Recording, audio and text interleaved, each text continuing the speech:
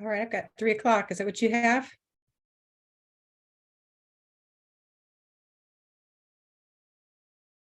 Make sure we can hear you.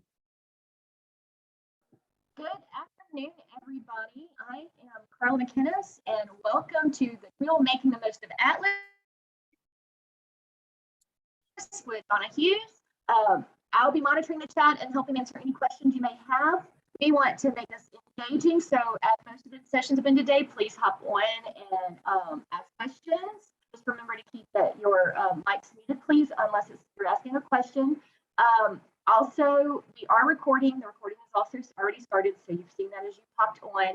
If you haven't already done so, even though I know most of you have, I'm going to post the attendance link in the chat now. Remember, you only have to fill it out once per day, so if you've already done it, that's it. And at this point, I'm going to go ahead and give it to Ms. Hughes. Thank you so much. Thank you, Karla. It's so nice to see everyone kind of virtually today, and I'm so excited that you are joining us for this session. This is the first time I've led this type of session, so but I'm really excited about it, and I love Atlas. I'm curious to see how many have used it, and so we'll kind of take a quick little show of hands how many have used it in just a bit, but let me start by sharing my screen.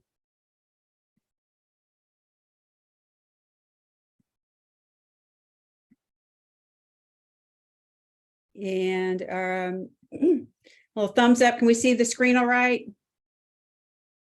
Thumbs up. Okay, good deal. All right, so this session is basic training for using Atlas effectively. And this is something I wish I would have or would have been a resource that I could have used when I first went through the process of National Board certification. So my name is Donna Hughes, and I am certified in early adolescence English language arts. And I certified in 2010. I am currently the College and Career Readiness Coordinator for Saraland City Schools, which is Saraland is just outside of Mobile, and I've been in this position a couple of years, and I feel like part of the reason I'm in this position is because of the work I've done through National Board and the leadership opportunities I've had because of being board certified and working with teachers to help them achieve that. I will say when I first started this process, I had no idea what I was getting myself into. This cracked me up. This is a Facebook post that popped up last month. And I took a screenshot of it because I thought, wow. So at June 3rd, 2009, I posted on my Facebook page, may undertake National Board certification for teachers. Have any other teachers out there gone through the process yet? Words of wisdom, ? And I had 8 responses. And I think none of them were from teachers, but they were like, go for it. That sounds awesome. You can do it. But I will say at that point, I was teaching in Nashville, Tennessee, and at that point in their system, there wasn't a huge support for a National Board process. So most of the people in the building were like, well, good luck. I mean, you know, I've just heard it's really hard. And I didn't know anything more than that about it. When I got my box in the mail, that was back in the day when they would send you your box of materials. I remember I didn't open it for about 2 months because I had like this remorse of why did I sign up for this? What have I done? And so, but I survived it. And then I also renewed in 2010. And the renewal, now there's so many great resources. It just made it so much more doable. And it took a lot of the stress load off for me.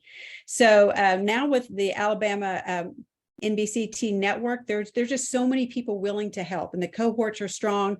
I learn a lot from others going to these kinds of conferences. And I love watching good teaching. So people who are leading these workshops are people who are excited about education, and they inspire me to want to do a better job. So I love being a part of this network. So using Atlas, though, will help you become an accomplished teacher, because you're going to be able to see accomplished teaching in all different grade levels, all different subject areas. So that's why Atlas is really such a huge helpful tool. So mission objectives for today that you will understand what Atlas is. You'll understand how to use it effectively. I'm going to show you the basics of it, but the more you get into it, you'll see how rich a tool it is. We'll talk about at the end how to gain access to Atlas. It's completely free. And come up with a plan of attack. What are your next steps in using Atlas and pursuing a national board? Now, this is a slide from another presentation, but I always include it because not everybody goes to the same presentations. So this takes you to the National Board Professional Teaching site. That is where you get all of your resources. That is the primary source. So when in doubt, go to their site and use their resources for guidance, and they'll make sure you're on the right track there. So going through using Atlas helps you appreciate the complexity of teaching. We know that first you start off by determining your certificate area. So I know a lot of people have put their certificate areas by their name, and so that's helpful.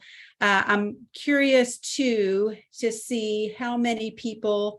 I'm going to look at how many people are secondary versus elementary.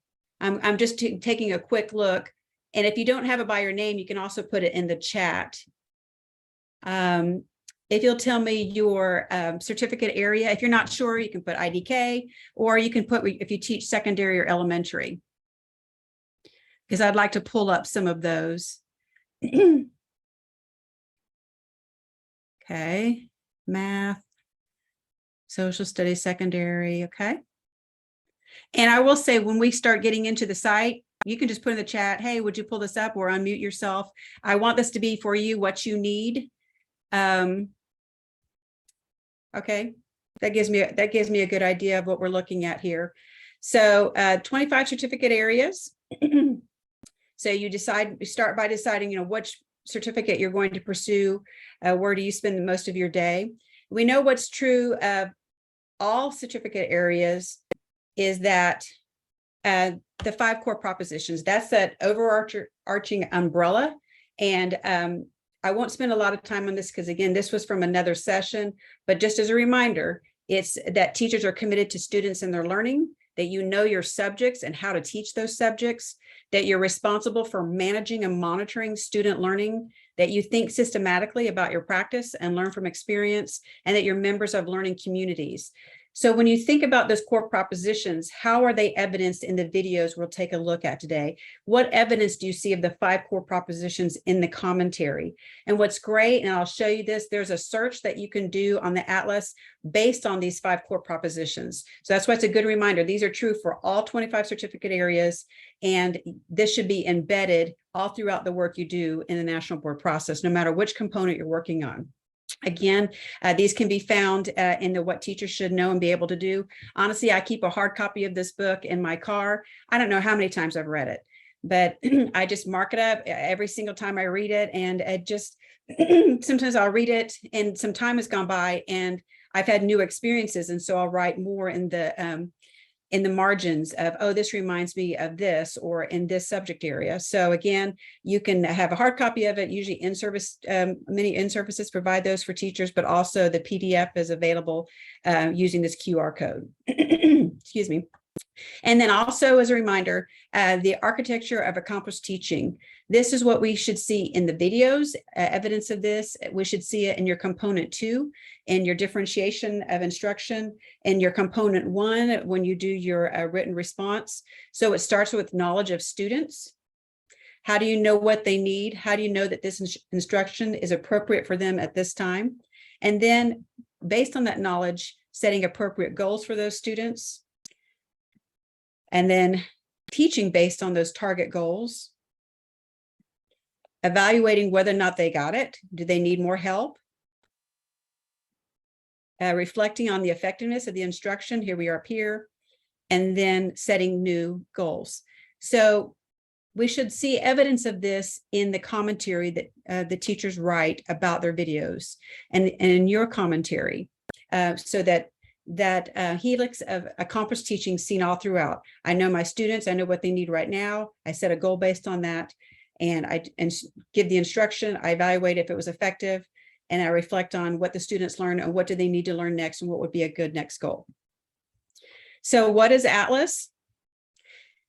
It stands for Accomplished Teaching, Learning, and Schools.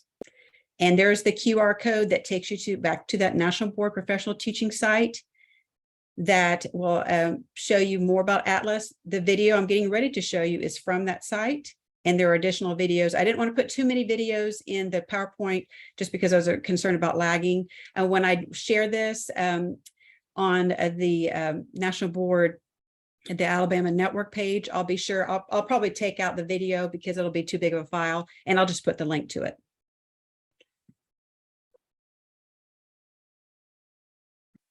Teaching. It's as complex as it is rewarding.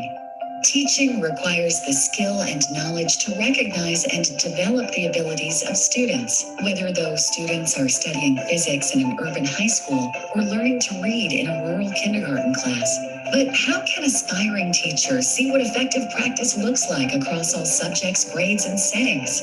How can practicing teachers continue to grow and improve their knowledge and skills over time? Today's students need effective teachers who recognize and embrace the complexity of teaching. Our students need teachers who continually reflect on and improve their own practice. National Board Certified teachers embody those standards, and now their knowledge and expertise are only a click away.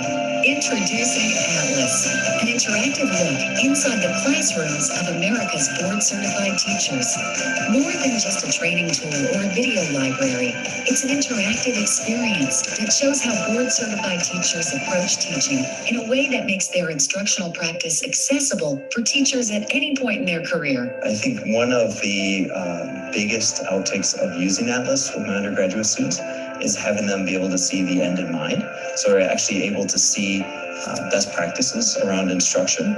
And then specifically, they're able to then drill down into commentary and sort of get behind the scenes thinking of what the teacher is thinking about when they're doing the instruction.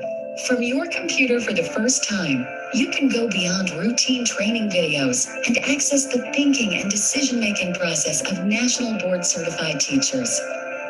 ALSDE provides unique insights into great teaching. It gives new teachers and early career teachers the opportunity to see not only the teaching of the lesson, but the planning of the lesson and the reflection upon that lesson later on, and even suggestions as to what that teacher would do differently next time.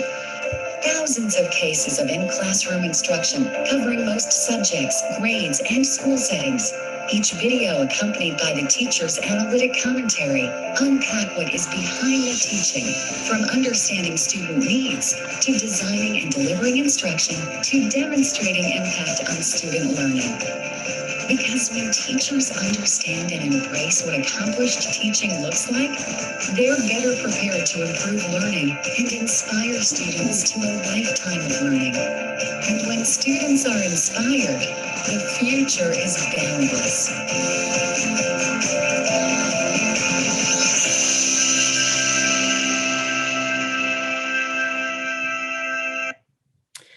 All right, were there any words or phrases that stuck out to you? You can either put them in the chat box or you can unmute yourself when you watch that video. Anything that stuck out to you as you watched it?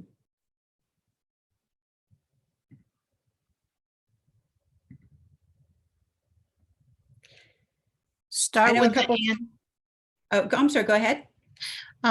He mentioned like start with the end in mind and talk about practices that are relevant for the students' learning.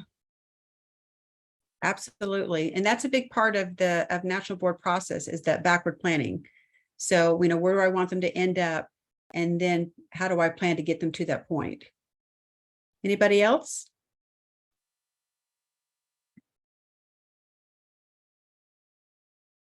I know I'd noted that they talk about you can see the complexity of teaching and that it's accessible all the time. And it provides unique insights. So again, it's a really powerful tool that you can be utilized. It's just right there at your fingertips. So an overview of ALSDE. Some things that I just love about it. First of all, there's over 1,400 cases. You don't have time to watch 1,400, but you can watch ones that you find beneficial, and I'll show you how to save those. So you can see accomplished teaching. These videos have been vetted. It does not mean they are perfect. And that's one thing that I noticed right away, but they have scored a 3.5 or higher in the national board process. They're authentic and unedited videos. Again, that's something I really love about the videos, is that they're not a professional production. Most of them look like they were shot on somebody's cell phone. And they aren't about perfection. I think sometimes when teachers are working on their component 3, they get overwhelmed because they feel like it has to be the perfect lesson and that all the students have to be perfectly behaved, that you can't stumble over your words at all, that nothing can go wrong. And that is not the real world. So they want the video to be authentic and be a reflection of your teaching and what it looks like on a daily basis. So it is not a dog and pony show. Another thing I like about the videos is that you can see the teacher decision-making at work. So again, you never know what a student's going to say in a video. And if they give the wrong answer, how does the teacher respond? And so how is the teacher making those decisions all throughout the video? And then again, to me, the really powerful part is not so much the video, it's actually the commentary, because the commentary then lets you get into the teacher's head and provides the thought process to the instructional decisions. Everything from the way the students were placed in the room, to the materials they used, to the sequencing of the instruction, to, I wish I would have done this differently now than in hindsight. So it demonstrates analysis and reflection. So it's not so much about the what I did, because the what I did, again, anybody could say, well, the teacher did this first, and then the students did this, and then the whole class did this. So it's not about description. It's about analysis of why I made those instructional decisions, how I address misunderstandings by the student, and reflecting on my practice, where I'm at right now, and how are my instructional decisions positively impacting student learning. So using Atlas promotes professional practice. If you use it individually, use it in a national board cohort, you could use it in your teacher professional development, even if some people aren't going through national board. It may make it seem more accessible if they can see these videos and go, oh, I guess I thought it was something like magical or some unicorn classroom, and it isn't. It looks like your classroom on a daily basis. So I think that's one thing I really love about it. The commentary, and I'm going to show you just how powerful it is in their site. It is just a great resource. I love that Atlas is interactive. You can stop and restart the videos. You can see that you'll be able to note not only in the annotate, you can not only annotate the commentary, you can add notes in the video, and it'll make marks along the video where you're putting your notes, so that if you're working in a group, you can read each other's notes and add on to that. And so it can be really powerful discussions. So again, it can build for your cohort.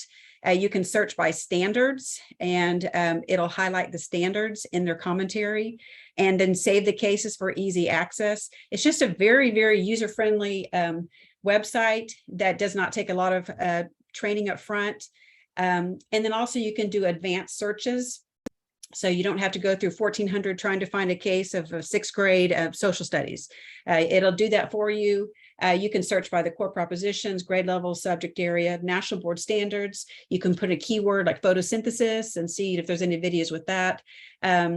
You can search by school setting and student characteristics. So the videos on here are about 15 minutes in length. They're uninterrupted and they are not edited, and you can see students engaged in the learning process. With the commentary, many of the cases also, well, they all will have an instructional context. That's the first thing they address. And I like to, for teachers who are just starting their writing process, I'll tell them to go to Atlas and read the commentaries, because they'll come to me and say, it's asking for my instructional context. I don't know what they're talking about. And I said, they're just asking you to describe your classroom. And then when they read a few different commentaries from the Atlas site, they're like, oh, yeah, okay, I get it now. oftentimes we overthink, and then because we overthink, we're stressed, and we can't even start the process because it seems so overwhelming. For me, Atlas makes the process not seem so overwhelming, because you realize those teachers look like you. And then, oh, okay, describing my classroom, that's what I'm doing in the instructional context, who my students are and why this instruction is appropriate for them. You can see them talking about their planning and their decisions. They're reflecting on the teaching. And some will include instructional materials, such as like the class layout or student work samples. Not all of them have that. But again, seeing all that, I think should to me make it feel less daunting and something that you can do. So the cases in here have been indexed by frameworks and standards. I won't go into all this. We're really going to focus on the National Board framework here, and I'll show you how to search for that. You can also search based on the student learning aspects of it. The tagging process. This has been done by National Board Certified teachers who are experts in the field. You're going to see where they tag videos, and they'll literally tell you at 1 minute mark something is occurring that aligns with a standard. They don't do it all throughout. They don't do it for every standard in every video, but you can see examples. And I think seeing examples will help you see, oh, this is what they're looking for. And these last two bullet points in particular, the taggers apply the tags only to good examples of that standard or practice in action. The taggers provide a rationale, which I love the rationale, to the user for why they applied that tag. All right, so here's I did a quick video just in case. I was afraid, what if I somehow the site is down, my luck, that day. And so you can see what the login process looks like. And then we will also, of course, do a live demonstration of that. And I know that's what you really want to get to. Just know that you can download the teacher's commentary. You can add notes to the video, the teacher's commentary, instructional materials, and you can add framework tags, which I'll show you that. Enter my email and password, and this is what the home page will look like. You can see that I can search by subject and topic. I can search by grade level. You can see the number of videos per grade level. I can also search by framework. So if I wanted to search specifically for National Board standards, I would click on this one. I can also search by case number or by title. And if there are cases that I particularly like, I can save them in my saved cases.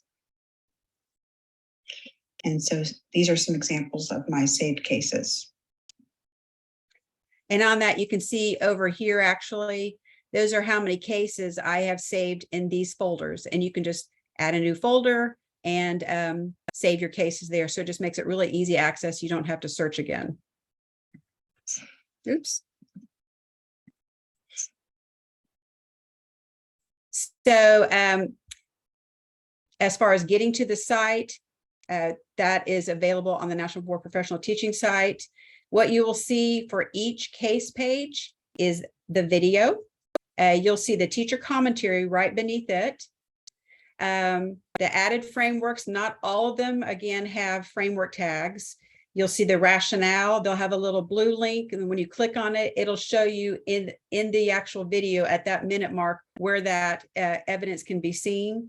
And then if it has been tagged in the commentary, you can click on that. I'll show you again in the live demonstration, and it highlights it. I think that is such a powerful tool. And then you can save the case. I'll show you how to add notes, add commentary, etc. And then for the advanced search, in fact, I feel like they've expanded this because maybe I just hadn't used this for a while, but the advanced search, you can actually search in addition to by grade level, you can search for based on the 5 core propositions. So if you want to see examples of that in commentary and in video, you can click on that, and they will actually tag where those examples are in the video and in the commentary. Of course, you can search by subject area. And then at the bottom half, the advanced search, you can search by the instructional strategies that you want to see demonstrated. So again, how great would that be for a first-year teacher? So if you are a teacher mentor, you can do that. Or if you want to use that in your, say you're a grade level chair and you want to see cooperative learning in 7th grade science, you could do a search for that. You can search by school setting, which this was also one I didn't realize they did. So I thought that was really cool. And you can search by student characteristics. You can see some of the lists they have here. One that I would really look at is students who speak English as a second language, because those are often topics that you might see in component 1 testing. So looking at strategies that are used there, it does not have to be in your subject area. It's still good teaching. I don't know if any of you have ever participated in instructional rounds, but have any of you, in fact, have any of you ever done an instructional round? I'm curious, maybe give me like a thumbs up or.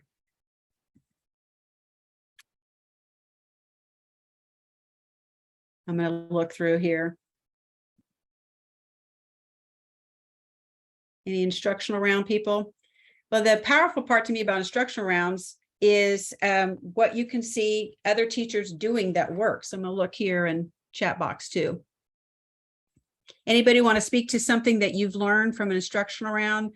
Maybe even if it's not somebody teaching your subject area or your grade level. Anybody want to unmute and share out? Yes, if I understand you correctly, instructional round meaning you, during your planning period, for example, you and a group of teachers will go around and observe another teacher, looking for a specific type of instruction. We did before and after and during strategies, and that's what we would look for. And they selected 2 teachers, for example, for this particular session, and they already had something planned. We talked before we went with just very briefly, we all had the same paper to write on and with questions to make comments. Then afterward, we came back and we discussed what we had seen. It was awesome to see our other teachers being accomplished teachers, and yes, none of them were in my subject area, but I learned so much from seeing the demonstration of that strategy. And then we talked about now, how can we apply it to our classrooms? So yes, it was awesome. Thank you for sharing that, Elizabeth. That's awesome. And I forgot to say, you all should get like a gold star, everybody on this session, because who does a session at 3 o'clock on a Friday afternoon in the summer? But you guys are awesome. So yay. I just need to brag on you for a minute. Anybody else want to share out something that by observing another teacher, you know, either it's instructional round or however you do it, you were able to have a takeaway? I had an intern one year, and I asked my administrator if I could spend some time in other teachers' classrooms since there was somebody to teach my class. And one of the biggest takeaways was people right there in my own hallway teaching the same thing I taught. We met all the time and shared ideas, but I got to see the little things that they wouldn't have thought to share, things that might have seemed insignificant to them, just like the way they respond to kids or where they have certain things in their classroom or how they handle routine tasks. I picked up some great, just little routine tips and tricks that they never would have shared at a meeting because they didn't think it meant anything, but it meant something to me. That is great. And I love that you said that, because I had noted, we did instructional rounds. We started them a few years ago. And when we first did it, people thought it was a huge punishment to get selected for people to observe you. And so we had to change the culture where it's like, no, this is a learning. We're learning from one another. And so tearing down that wall is why that was a positive thing. So we observed people that weren't on our subject area. Sometimes we actually observed a totally different school, like, and we could take away things like an instructional strategy or a classroom management tip, or the way they organize their classroom. You talked about routines and procedures, their bulletin boards, just all of those things could be something that you take away. So don't feel that when you do a search that, like if you say, oh, you know, they only had 2 videos that were my grade level and my subject, So there's really not much for me on Atlas. That some of the best videos I've watched are subjects I've never taught, but just the way the teacher ran the classroom, the instructional strategies, the way he or she responded to the students, and the commentary was so powerful that to me was a real, learning aspect. So I'm going to do the part that you all really, really want to see, which is the demonstration of the site. So I'm going to log back in. So again, there's the website, and we'll get you access to this free resource. Oh, thank goodness. I'm so glad the site's not down. That would really make me very sad. So again, you can search by the subject topic area. And I'll take some requests in just a bit, but I'll show you a couple first, just the frameworks. And here's the advanced search button here, which is awesome. And you can click on, core proposition. I'll just randomly click on one and do a search that way, just so you can see how it pulls up. And so now these are the ones that says meets that core proposition 3. And then if I click on National Board Standards, it's showing me 196 videos for that core proposition 3. But I'm going to show you from my saved cases. And I love having saved cases just so I don't have to go search and find and that sort of thing. So for instance, we had a teacher who's been working on a National Board Certification for English as a New Language. And so she and I saved some videos here so we could talk about them and see what we thought was powerful. One that we liked was case 190. So I'm just going to show you a clip, just a bit of it, and then we'll stop and talk about what you're seeing. Okay, let's sit here. Try that. Do me a favor. Go up and tell me what I'm going to need. But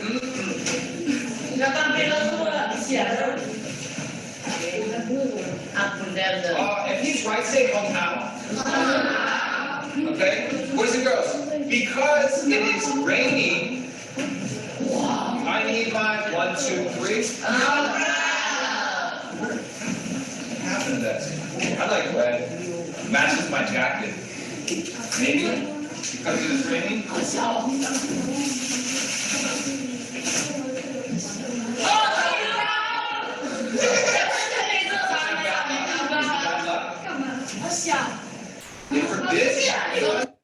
All right, just to pause for a second, your initial thoughts on this video. Anybody wanted to share out something that you noticed? I'm sorry? He used props, which makes it more interesting. There you go. And you know what? It's almost like we're on the same mindset. I just watched this video and I put a little note here.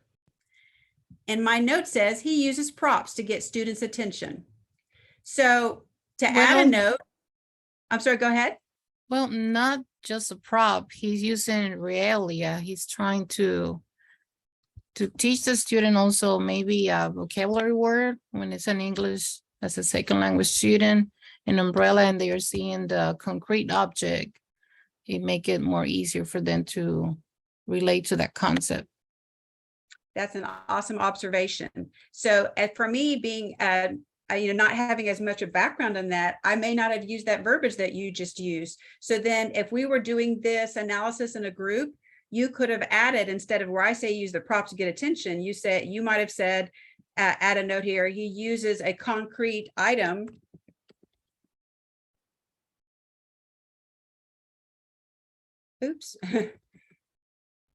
to make it memorable. All right, and then I'm going to publish it. And now I've got these 2 notes here. So if I'm going to collaborate on this, I could save this in a group, and then we could add notes all throughout. And so we are tagging in this video. So the video is one aspect of it. What about as far as the production value of this video? Any thoughts on that? That's the first thing I noticed. How did you move that umbrella from one side to the other? I want to know. And maybe he talks about it in his commentary. My first thought was, it's not like amazing lighting. Does that look like, a Steven Spielberg came in and shot this? No, it looks like somebody's cell phone. So don't feel like you have to have, go rent this high dollar equipment. It's, you want it to look authentic and real. So, but here's to me is the real powerful part. All right, so there's the video. And I've oftentimes tell teachers, don't feel like you have to spend a lot of time watching videos. Use it for what it's worth here. Don't feel like you have to in any way imitate what you're seeing. Again, you're not, you're just giving this for ideas. But to me, the powerful part is the commentary. When I scroll down, so the first part of everybody's commentary will be the instructional context. So if you are just starting off or you're mentoring somebody and they're like, I don't know how to get started, read some of these. This is a great summer activity. It's just to read a commentary throughout Atlas. I will not read this to you, but just to give you a quick, I'll let you kind of scan it. So you're setting, what does the class look like? How many people are in there?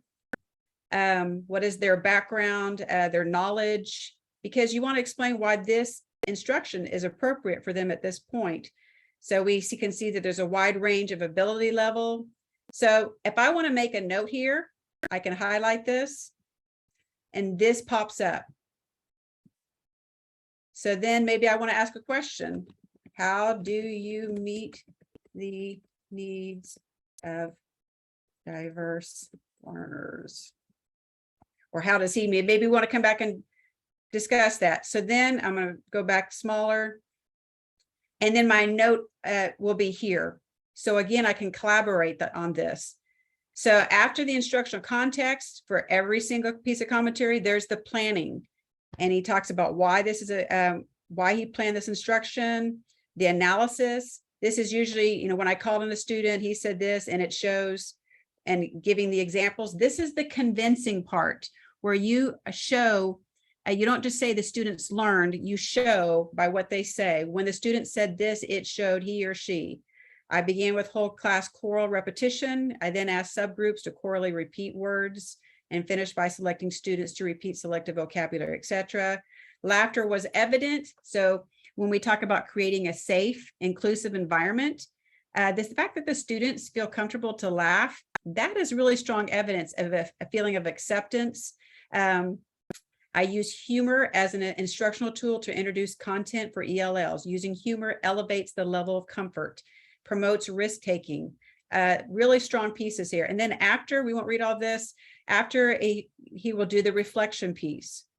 Talks about what's effective, maybe next steps. But here's the part I really love. Again, this isn't on every one of these where it's been tagged, but the ones where if you want to do a search for just the National Board tagged ones, this to me is the really powerful part.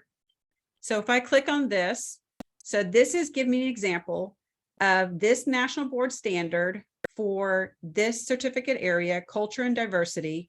It gives you the definition, model, teach, facilitate student practice, respect, appreciation of cultural diversity, etc. The teacher, now this is where somebody has tagged it and explains how is this an example of it. The teacher encourages use of students' primary language, Mandarin, to affirm students' cultural identity. That's where they say that's an example of respecting and appreciating cultural diversity. Where is this seen in the video? They've tagged it. It's at the 2 minutes and 27 seconds. It is, so I'll need mine, we're right here. What is this? What's going on here? Windy.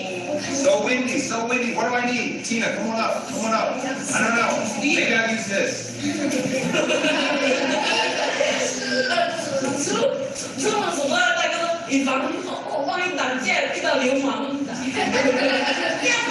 Okay, so Tina, 1, 2, 3 guys, because it is, okay, in Chinese it's, okay, I'll need my.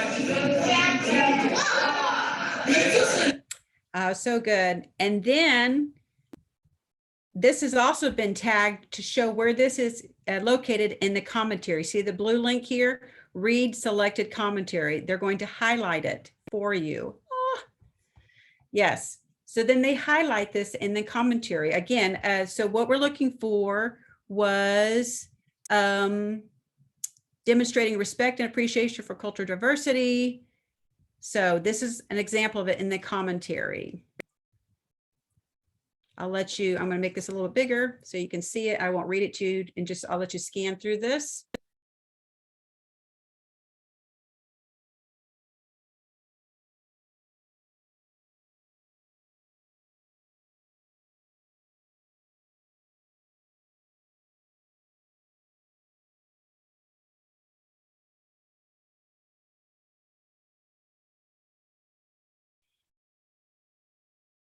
Any comments? If you were to put a note on here, what might you want to add?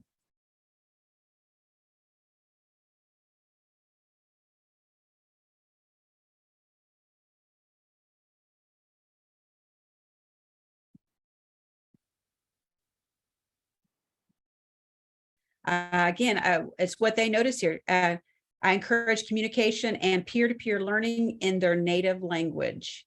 So again, valuing the language that they bring with them naturally. Just a few more. I won't go through all of these.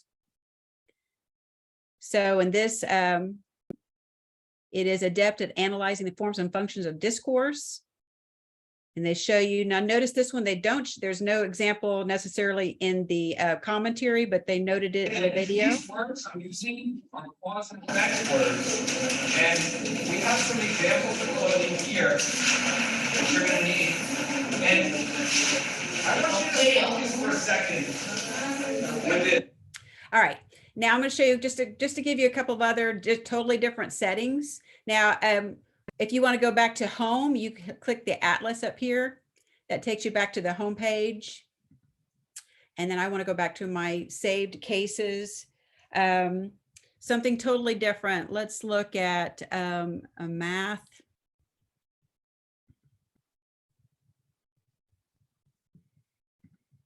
I could go in a group too, because I have lots of this one's like these two like kind of like pop. Or like kind of like close pop. This water is not bubbly. This one's bright and this one's purple. We're not drinking yeah, teas. So we're gonna get like the name ones. And that could be like the bubbles are kind of some. Okay. So I'm gonna make sure I'm understanding what your role is gonna be. Is it something to do with bubbles? Is it something to do with what sticks to the side? Okay, so one is gonna be. Now, and what I would encourage you to do when you are using this is to watch the video first and then think about what I have made those instructional decisions, what wonderings I have before you read the commentary.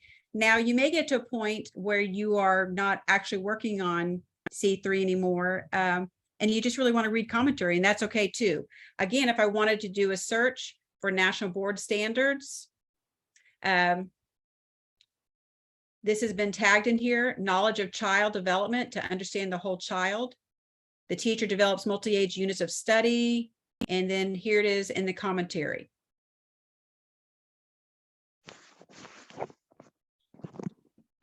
Students, another one is subject matter, knowing the subject matter. You know the subject you teach, and they've tagged it in the video twice, and they've also tagged it in the commentary. Pretty powerful stuff, I think, when teachers aren't sure what that looks like when they're addressing the standards in their commentary. Remember, the standards you're addressing are not the state of Alabama course of study standards. That's your students' learning standards. You are talking about the teaching standards found in the national board that are in your certificate area. Any questions? Let me pause here. I know I've been talking a lot. I've been so excited to show this though. I made a comment about the instructor being very visible at the beginning with not a lot of peer-to-peer interaction, I was thinking that that was frowned upon to have me speak a whole lot where I should be just facilitating. But I'm sure later on in the video, it will have more of that. It was, they all received 3.5 or higher, so it must be okay. So that was just the one thing that I wondered about. And I'm glad you said that, because to be real honest, there are some videos on here that I'm really scratching my head going, really? That I think it's just okay, but then the commentary will be good. So don't feel that you, I saw one PD that I watched on this, and it said, not necessarily think of these as exemplars, but good examples. So you don't necessarily need to follow the model they said, but I would agree with you in that if the teacher's doing all the talking, how do you know what the students are thinking? So the powerful part is student discourse conversation, so you can get into the student's head, because otherwise we just have to take your word for it of what the students are thinking. They may be 100 miles away. So I would agree that student discourse is powerful, but there also should be some teacher facilitation. Any questions, anything so far? Donna, I want to jump Yes. real quick as well, and just I put it in the chat. But one thing I noticed when I was going through mine and I was using these videos to try to find good examples of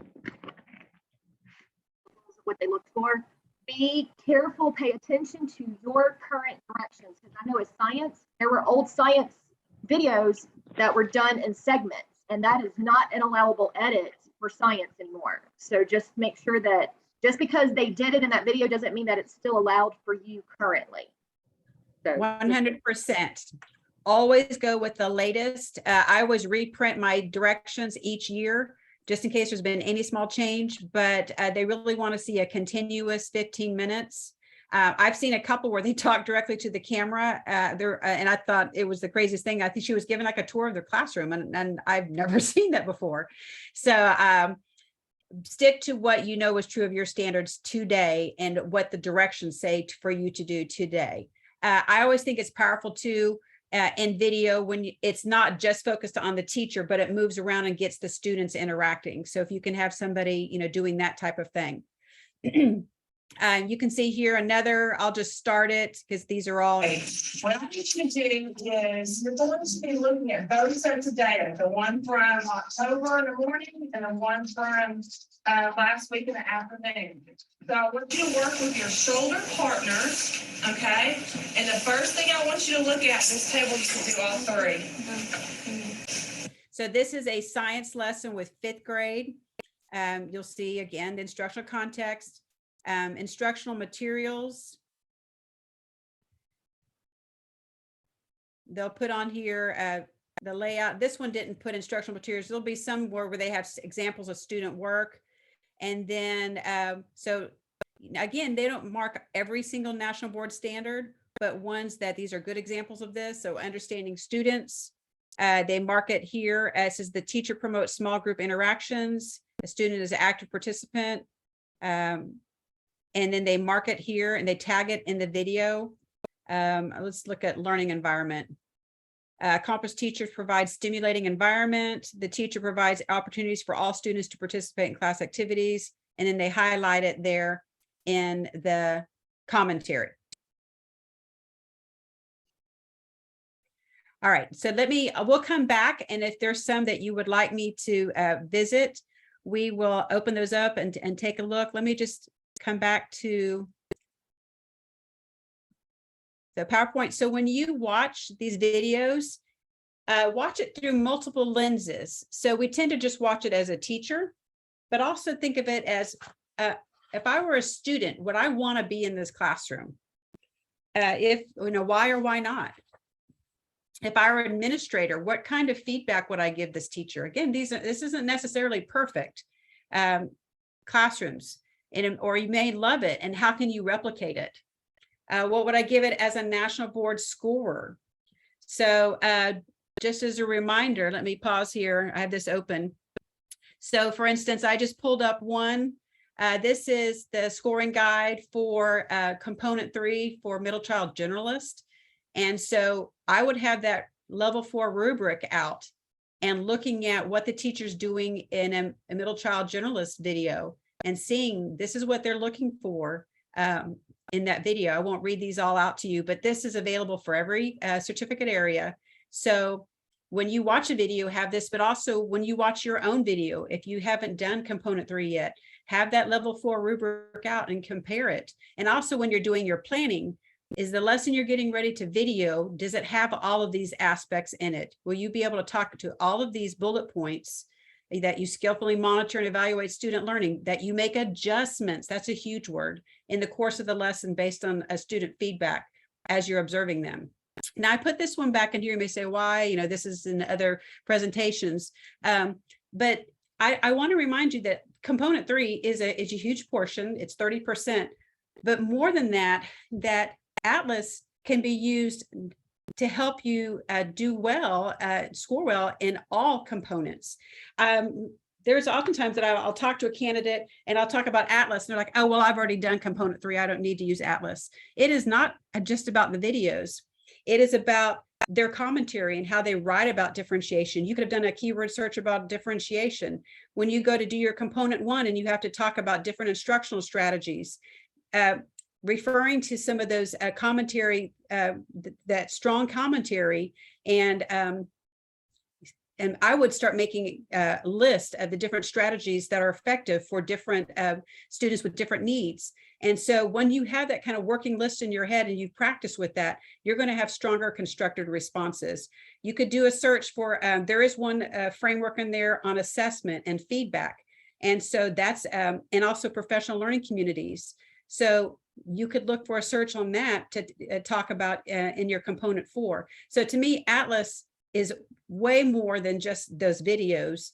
It is all about the whole process of National Board. And so definitely use it throughout your process, the process of National Board certification.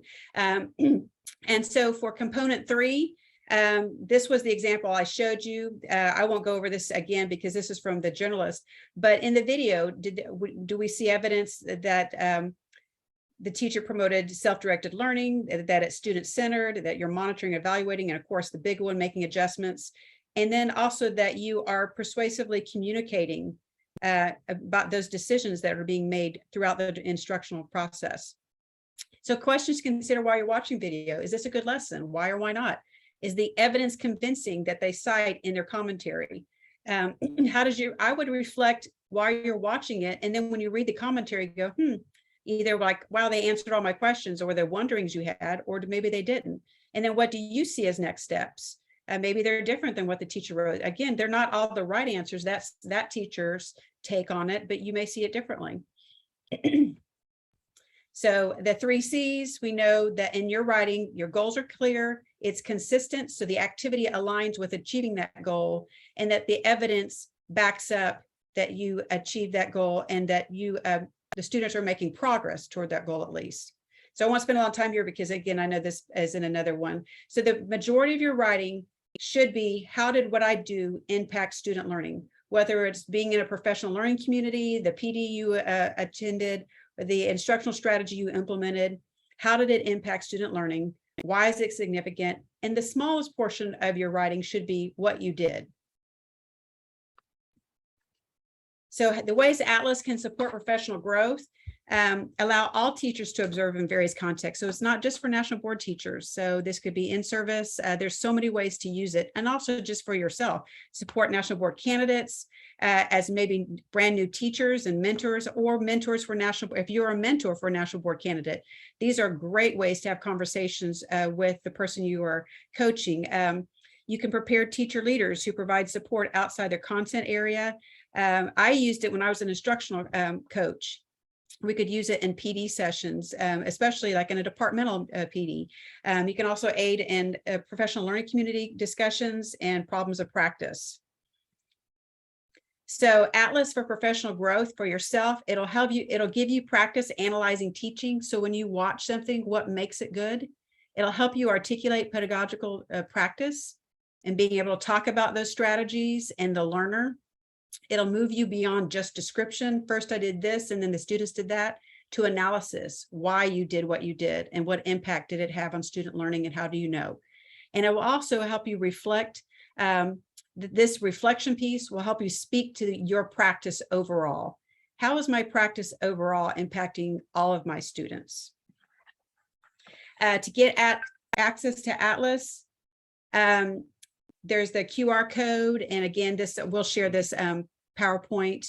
You can also contact your regional center. So what the QR code takes you to an interactive map on the Alabama Chief site. And so if you don't know who your regional in-service is, you can click and it'll show you based on where you teach, and they will help you get access to Atlas. And then also, if you want to do it a different way, you can use that QR code here. And this is via Dr. Shields, who has an Atlas group account request. And she can also, you'll check which regional in-service, and she will also make sure that you get that access, because she's amazing and so inspirational. So don't forget the dates. You don't have to sign up technically until the end of February, but you definitely need to be working on it now. And to me, one of the best ways you can work on it is by watching these videos and reading the commentary. So this is on the National Board site. So what should you do next? Start with reading what teachers should know and be able to do, the little green book, your standards that go with your certificate area, and your component directions. And then watch those videos. And then reflect on the commentary, not just read it, but reflect on how it aligns with those 5 core propositions, with the standards, with the architecture of accomplished teaching. And then also connect, join a cohort, request a mentor, and definitely be a part of the Alabama National Board CT network. Very powerful, great educators who are excited about what we do. So these are just some of the posts we've done about National Board for Saraland City. We love supporting our cohort. It's really growing. I think people are seeing that this is not something that is not achievable. Like, they can do it because the support is here. And if you have questions, there's so many people across our state who are willing to help with that. And then this is also a page of Dr. Shields that has so many resources on there. Here's my email. But there's no reason to feel that it's overwhelming, because you have the support. And we have about 3 minutes. So any questions, anything you want to see? Did I overwhelm you? No, you did a great job. But I have a question. If we're already a part of a cohort, how do we request a mentor? Now for us down in our region, we go through SARIC. So I don't know, are you in South Alabama? No, I'm in Region 9, Auburn University. Check with your regional in-service center there first. And then if that doesn't work, then you can also reach out to Dr. Melissa Shields, because we have such a good network of mentors that we can be sure to get you in touch with somebody that way. And if anybody else knows, can speak to that even better, or give more specifics. But I know for down here, we go through SARIC, and we contact University of South Alabama, and they help us connect with mentors to mentees. Thank you. And the director at Auburn University is Dr. Laura Crow. And so if you'll give me just a moment, I'll put her email address in the chat window for you. Thank you, Dr. Hulan. Yes, Awesome. She is a National Board Certified Teacher herself, and she is a supporter of National Board teachers and accomplished teaching. So I know she'll want to be a help to you. Any other questions? A great question. Let me check here in the chat. Oh, I'll put my email in here too. And again, I will be sure and share the PowerPoint, but I'll take out the video so the file's not too big. And thank you all for attending on a Friday afternoon. It made me happy to see so many jumping in.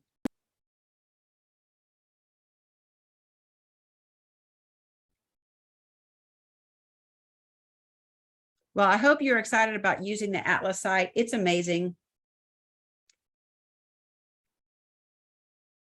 Thank you, Dr. Hulan, for sharing that contact there. If you have any questions, I'll be happy to do a Zoom with you and just show you how to click around. I just think Atlas is awesome. Thank you, Elizabeth. I have another question. Uh-huh.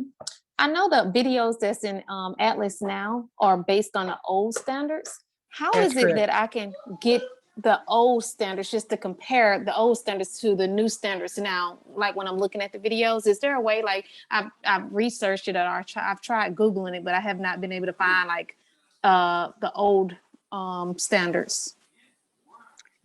I don't know. And honestly, I don't think I've ever thought to do that, just because like my standards are like 90 pages. So the thought of having to read more than that is like, overwhelming. Anybody else? Well, Have you ever tried that?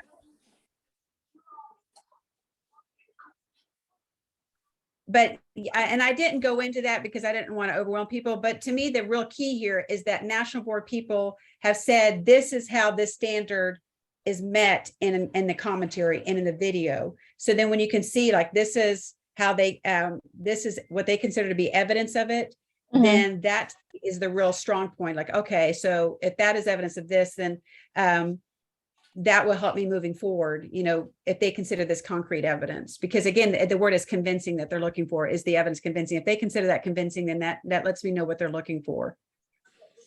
Okay, thank you. But I actually deleted my old standards because I was so afraid to accidentally give somebody the wrong copy. Speaking of standards, this might be a question that we can ask or answer off camera, but as we prepare our lesson plans for our school, I know that we're going to focus on the national board standards.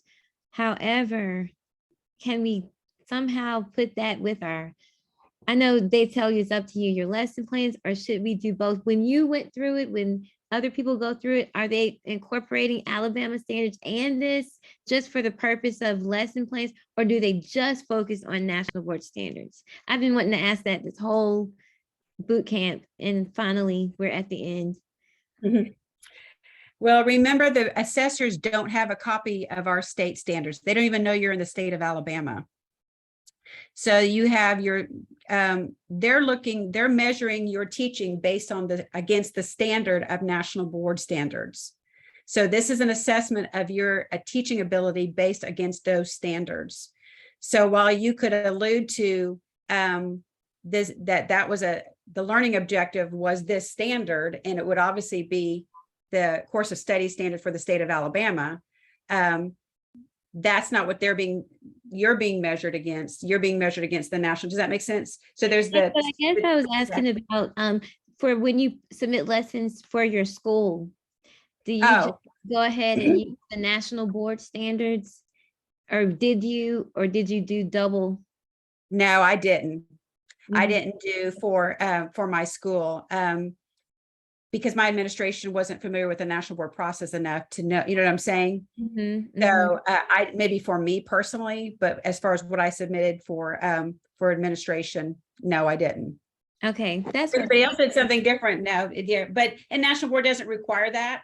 So, but you do want to think about what lessons you're going to use, especially for video, and how they align with the national board. But it shouldn't be that the lessons for video look different than what you typically do in a day. You know what I'm saying? That's why we don't want it to look that it's not authentic, because oftentimes it'll show in the video when the kids are doing something they've never done before. Like, wow, we get to get out of our seats and talk. The teacher never lets us do this. and it'll be real awkward and very obvious. Thank you. Yeah, thank you. All right, well, this I know concludes our time. Again, if you have any questions, please feel free to email me. And thank you so much for joining us. And thank you, Karla, for serving as a facilitator. And thank you, Dr. Hulan, for your support through SARIC and University of South Alabama. We appreciate everyone. Y'all have a great weekend.